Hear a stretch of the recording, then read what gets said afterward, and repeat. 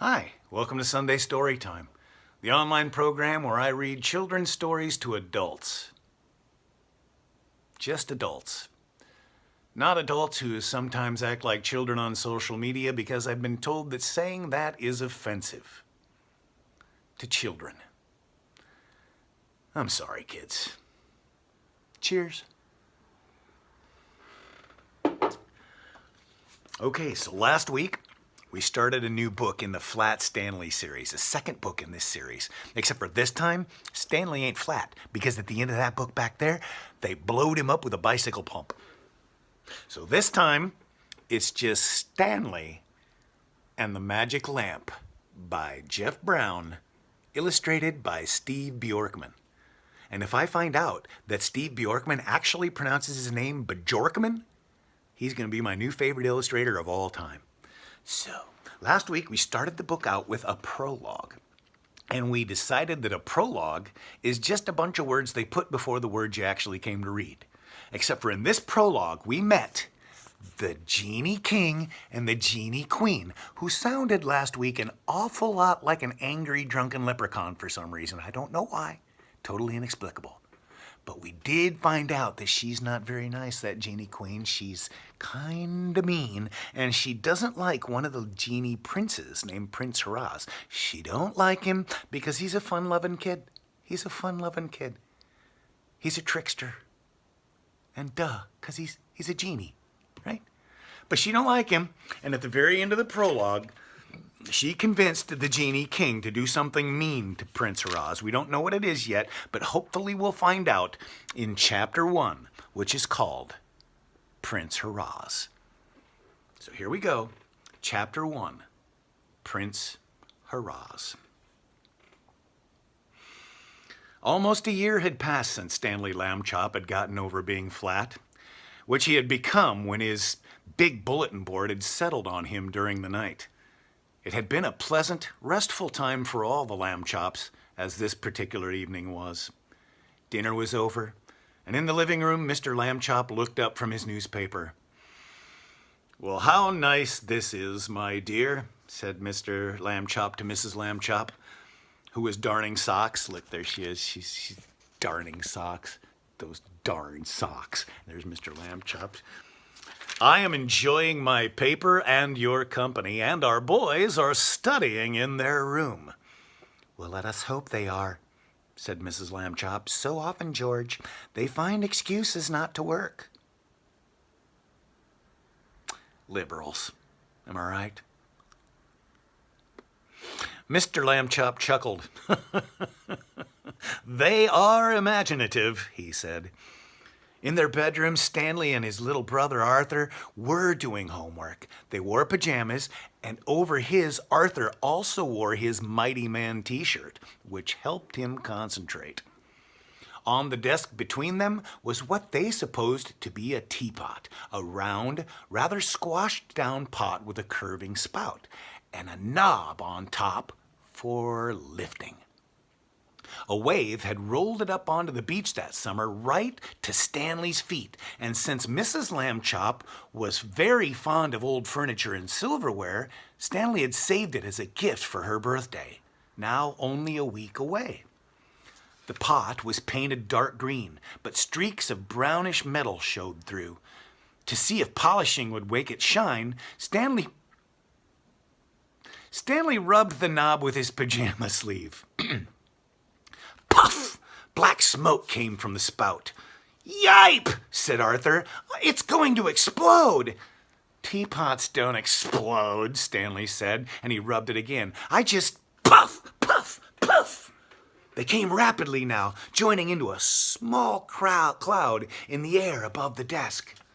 "Look out!" Arthur shouted. "Double yipes!" The black cloud whirled, its blackness becoming a mixture of brown and blue, and began to lose its cloud shape.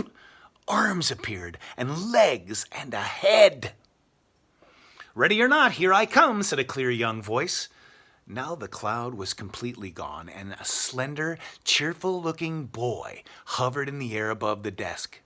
He wore a sort of decorated towel on his head, a loose blue shirt, and curious flapping brown trousers. one leg of which had snagged on the pot's spout. "Florets," said the boy, shaking his leg. "Colliebots, I got the puffs right and the scary cloud, but there." Unsnagged, he floated down to the floor and bowed to Stanley and Arthur. Look, there he is, Prince Haraz. His leg's all snagged, and there's Arthur all scared, and there's Stanley going, "What the heck's going on here?" "Who rubbed?" he asked. Neither of the brothers would speak. "Well, someone did. Genies don't just drop in, you know." The boy bowed again. "How do you do?" "I am Prince Fawzi Mustafa Aslan Mirza Melek Named Haraz. Call me Prince Haraz." Arthur gasped and dived under the bed. "What's the matter with him?" the genie asked. "And who are you? And where am I?" "Well, I'm Stanley Lambchop, and this is the United States of America," Stanley said, "and that's Arthur under the bed." "Not a very friendly welcome," said Prince Haraz, "especially for someone who's been cooped up in a lamp." He rubbed the back of his neck. "Florets! 1,000 years with my knees right up against my chin. This is my first time out." "I must have gone crazy," said Arthur from under the bed. "I'm just going to lie here until the doctor comes." "Actually, Prince Haraz, you're here by accident," Stanley said. "I didn't even know the pot was a lamp. Was it the rubbing? Those puffs of smoke, I mean, that turned into you?" "Were you scared?" the genie laughed. "Just a few puffs, I thought, and I'll whoosh up the spout." "Scaring me wasn't fair," said Arthur, staying under the bed. "I just live in this room because Stanley's my brother, and it's his lamp, and he's the one who rubbed it."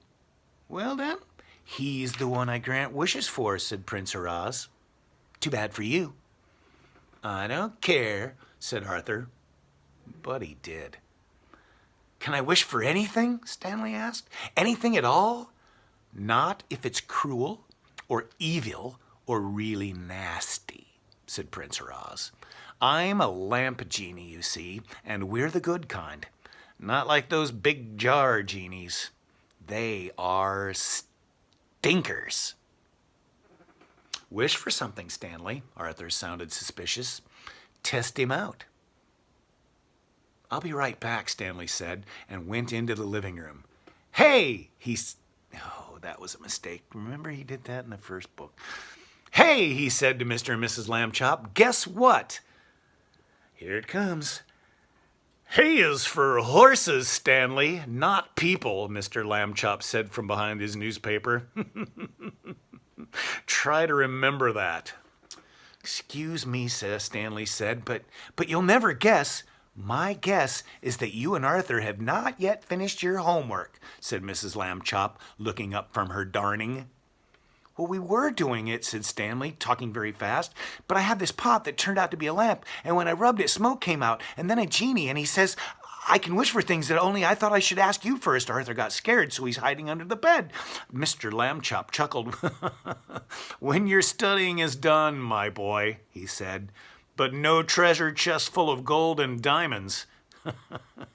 Imagine the taxes we would pay."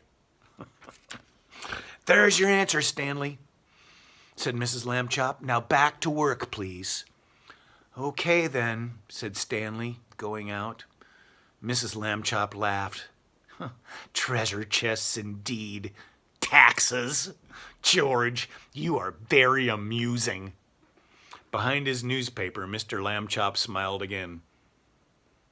"Thank you, my dear." That's chapter 1, entitled Prince Haraz. Next week, we'll jump to chapter 2, which is called The Asket Basket. The Asket Basket. Thanks for joining us here at Sunday Storytime. If you like what you saw, give us a thumbs up. Give us a thumbs up or drop $1 in the tip jar, the virtual tip jar. It's almost like a genie lamp, only in reverse, right? Peace, love, understanding make the world a better place for all of us.